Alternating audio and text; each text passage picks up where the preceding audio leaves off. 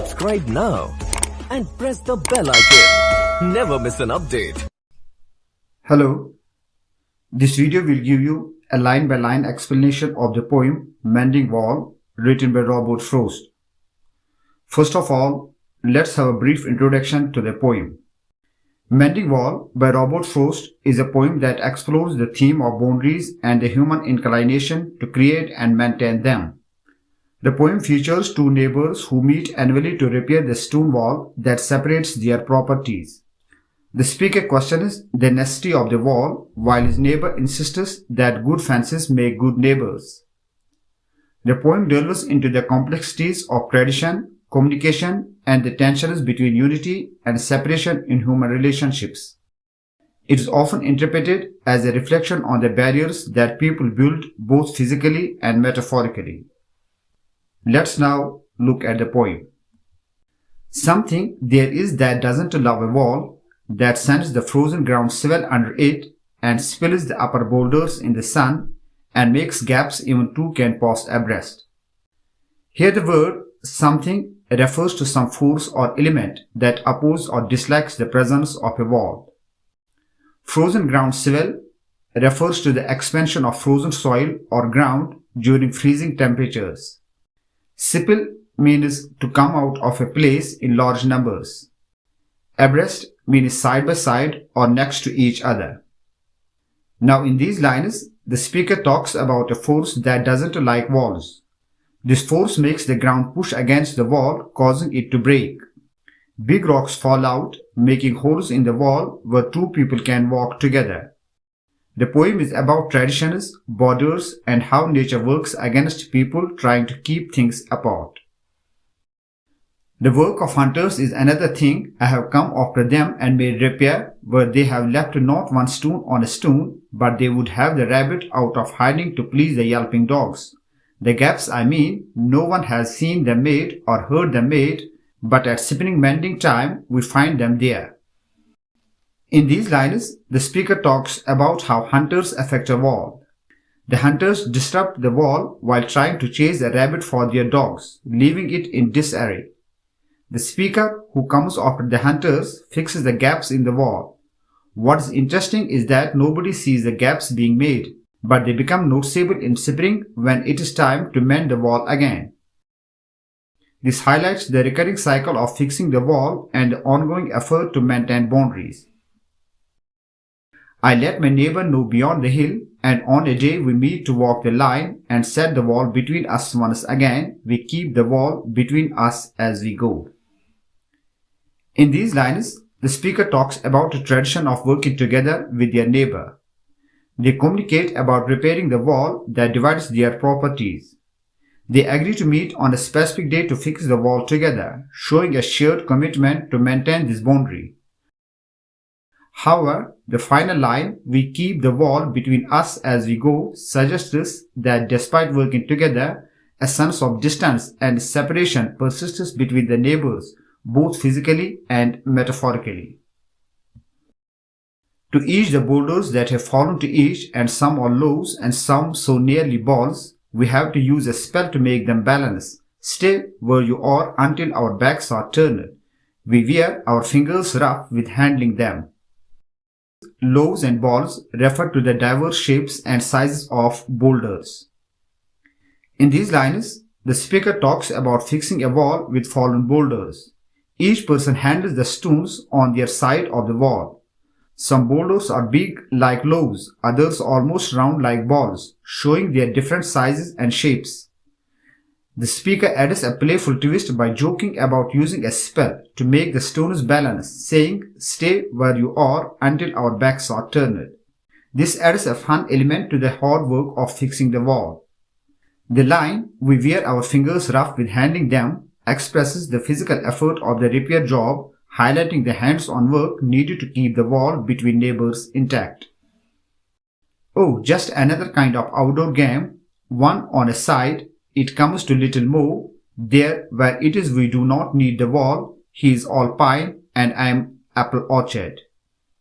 In these lines, the speaker talks about fixing the wall with the neighbor. The speaker sees it as an outdoor game, a routine yearly toss-up.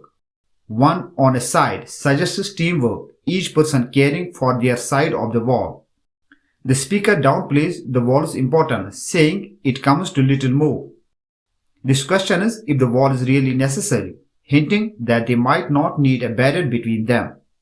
The last lines compare the speaker and the neighbor metaphorically. He is all pine and I am apple orchard, highlights their natural differences, making us think about why they keep a wall between them. My apple trees will never get across and eat the cones under his pines, I tell him. He only says, good fences make good neighbors. In these lines, the speaker worries that their apple trees might interfere with the neighbor's pine trees, playfully suggesting the apples could never get across. The concern is light-hearted, hinting at the different interactions between the trees. However, the neighbor responds with the saying, good fences make good neighbors. This means having clear boundaries is important. The neighbor believes in keeping things separate, reflecting a traditional view on the value of distinct spaces even if the speaker finds it unnecessary or limiting. Spring is the mischief in me, and I wonder if I could put a notion in his head. Why do they make good neighbors? Isn't it where there are cows? But here there are no cows. In these lines, the speaker contemplates the idea of mischief associated with spring and wonders if they can challenge the neighbor's belief in the proverb, good fences make good neighbors. The speaker playfully suggests an alternative perspective, wondering whether the presence of cows might be the reason for needing good neighbors. The implication is that in an agricultural setting with cows, there might be a practical reason for maintaining boundaries. However, the speaker points out that in their particular situation, there are no cows, questioning the necessity of the wall and indirectly challenging the neighbor's adherence to tradition and established norms. Before I built a wall, I had asked to know what I was walling in or walling out and to whom I was like to give offense. In these lines, the speaker reflects on the thoughtful consideration that what would precede the construction of a wall. The speaker expresses a reluctance to build a wall without first understanding the purpose behind it. The line, what I was walling in or walling out, reflects a concern about the impact of the wall on the surroundings.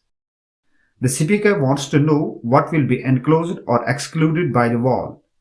In the line, and to whom I was like to give offense, the speaker is mindful of the potential for causing offense to others.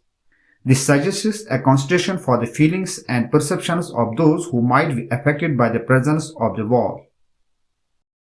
Something there is that doesn't love a wall, that won't sit down. I could say Elvis to him, but it's not Elvis exactly, and I'd rather he said it for himself.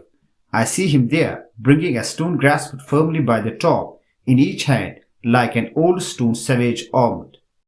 Elves are mythical creatures, suggesting a playful and mischievous force that caused the wall to crumble. The speaker suggests there's a force against having a wall and wants it taken down.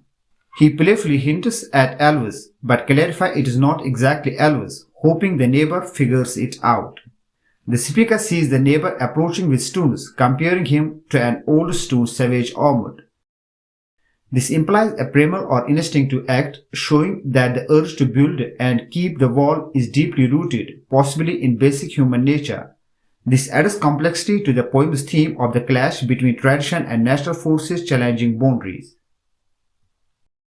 He moves in darkness, as it seems to me, not of woods only and the shade of trees.